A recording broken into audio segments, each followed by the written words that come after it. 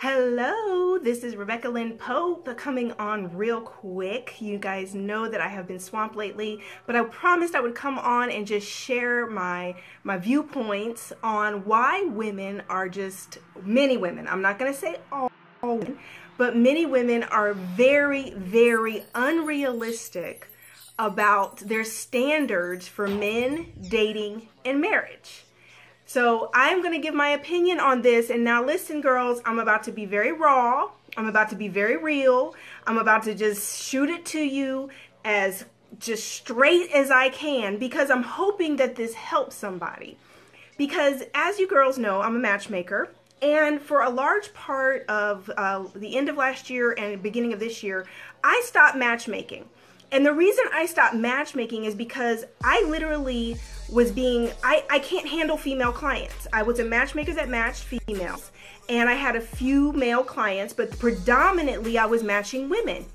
And listen, it was such a valuable lesson for me because what I learned is that the average woman doesn't really want just a good man. She doesn't want a husband. What she's really wanting are these standards or ideas that she has of what a man is supposed to be. But this is nothing what men are. This is not realistic for who men are, how they think, what they value. It's just this preconceived, idea that women have of who men should be. But this is not reality, okay? So literally, the standards here that I see consistently in women that stay single, do not get married, and the difference between women and wives is understanding, one, that men are not women. He's not gonna be your best friend like your best girlfriend. You can't talk to him like that. They don't talk like that. They don't talk that much. They're not so sensitive and girly the way we are as women. So if you're expecting a man to be all super sensitive and so considerate and just so everything like your girlfriends, you're barking up the wrong tree. He's gonna hurt your feelings all the time, or else you're gonna feel like he doesn't communicate because you're holding these standards like he's a girl. I'm sorry, leave that to your gay guy friends, or leave that to your bestie guys that talk kind of like girls. Your man that you're going to marry is not going to be like that, right?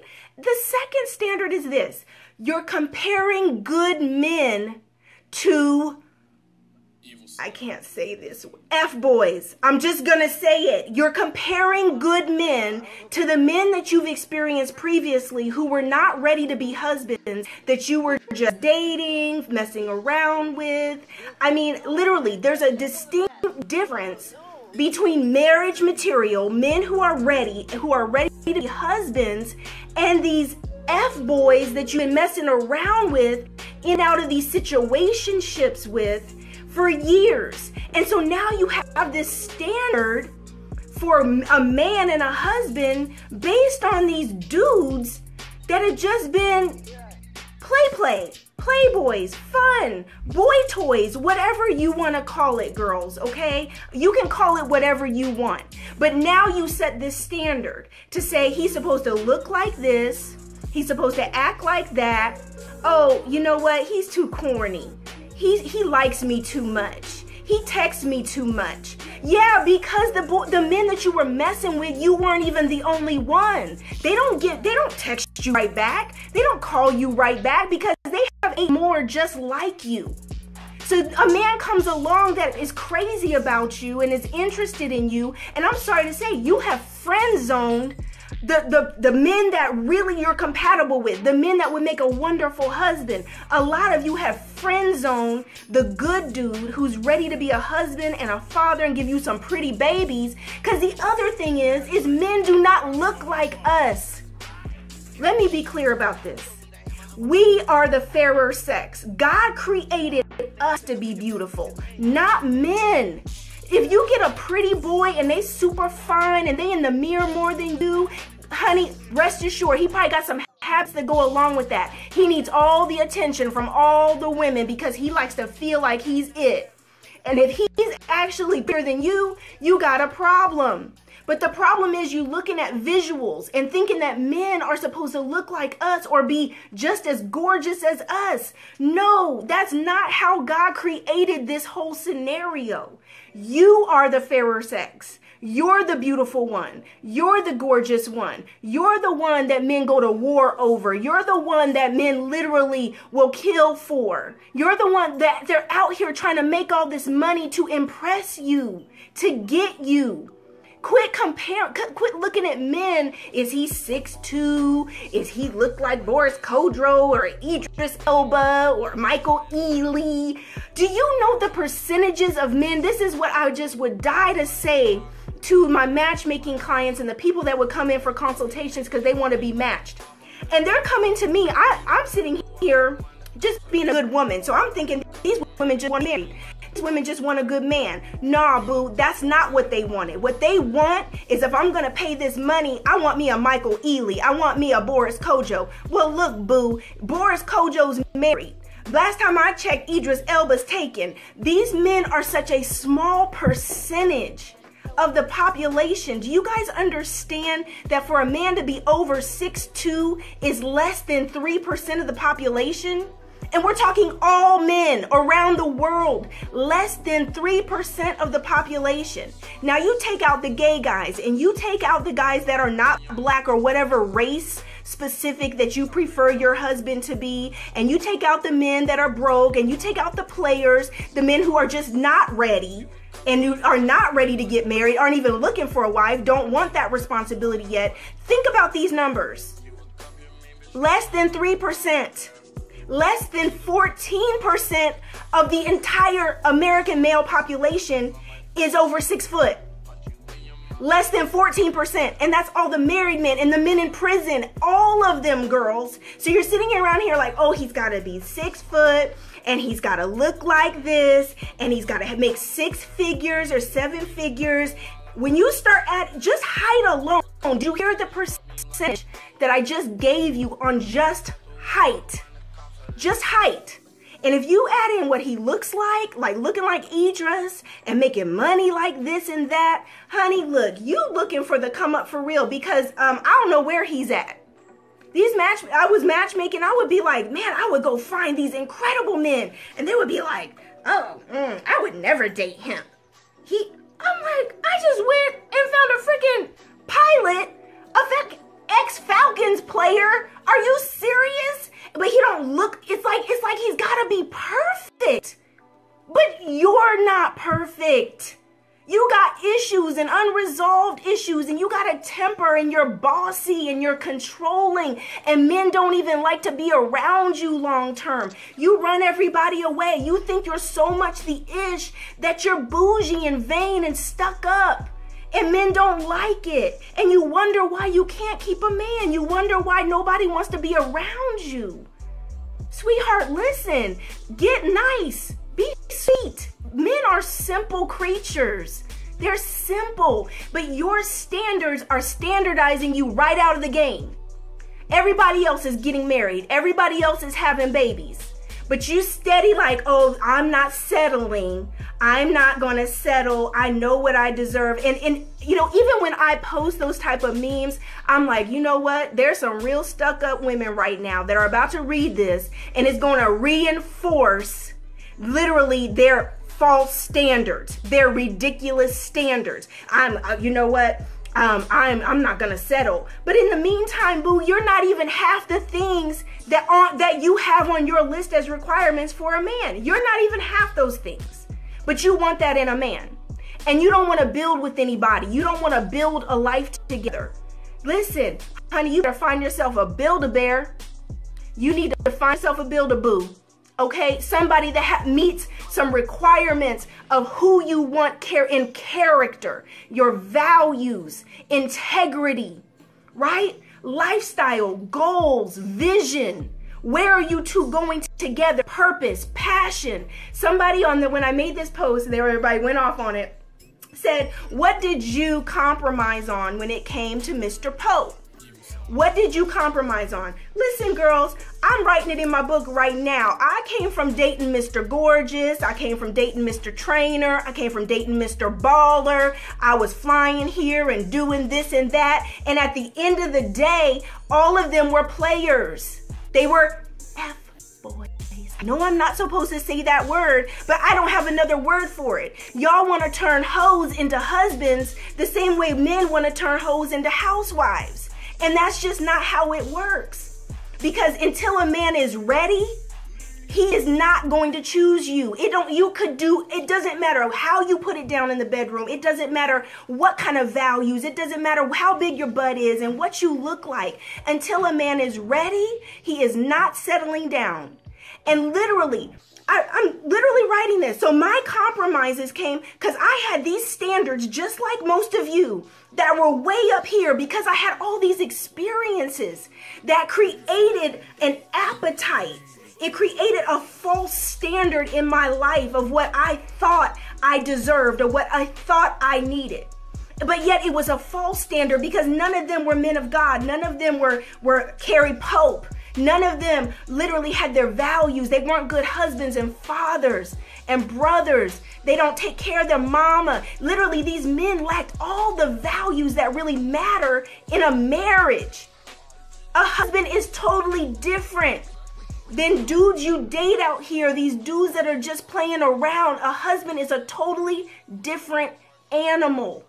And so like many of you, I had these standards. I had a type. Let's be real, girl. I had type. My type was businessman. My type was CEO. My type was getting it done. My type was literally go-getter. 6- and 7-figure men running companies. Those are the only kind of men I was in relationships with. Okay, that's what I was committing to.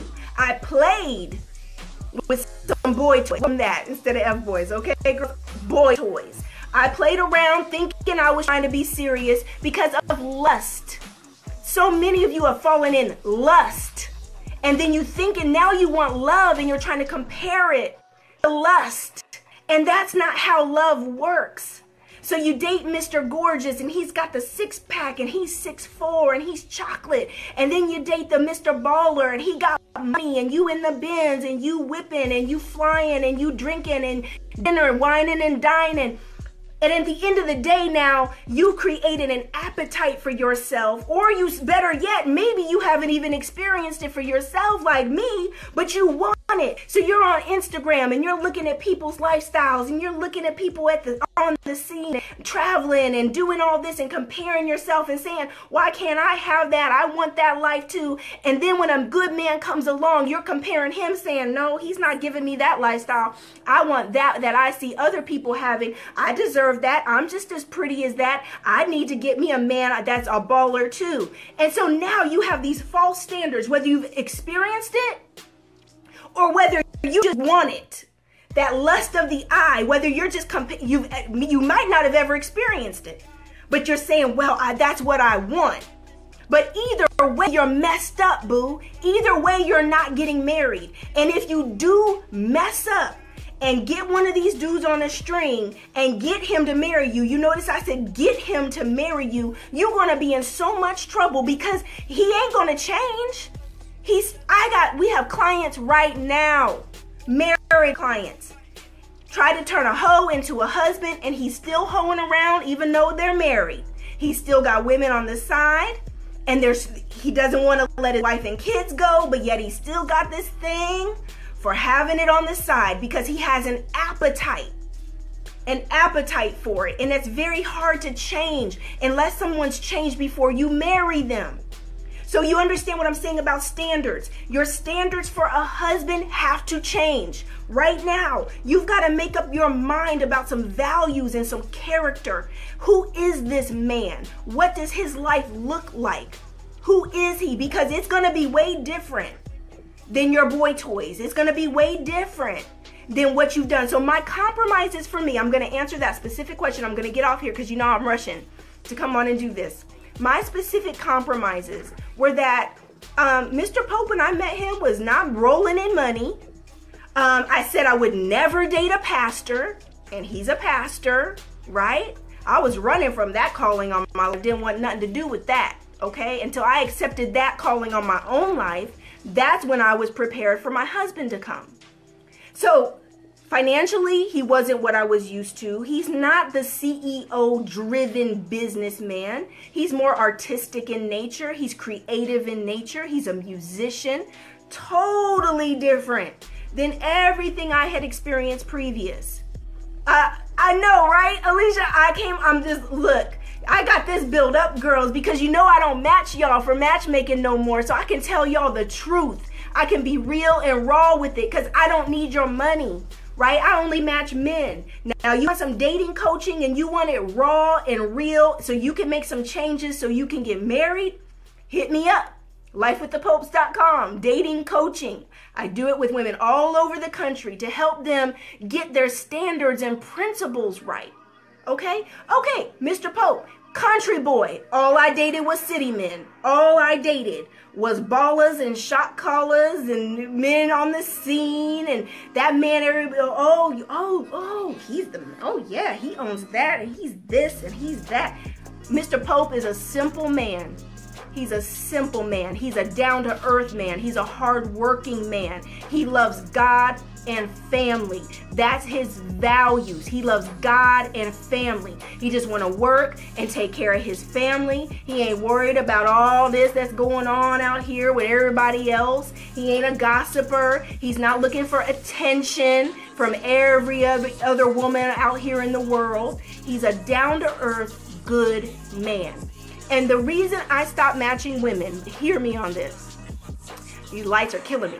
The reason I stopped matching women is I realized I had been courting, Mr. Pope had been courting me.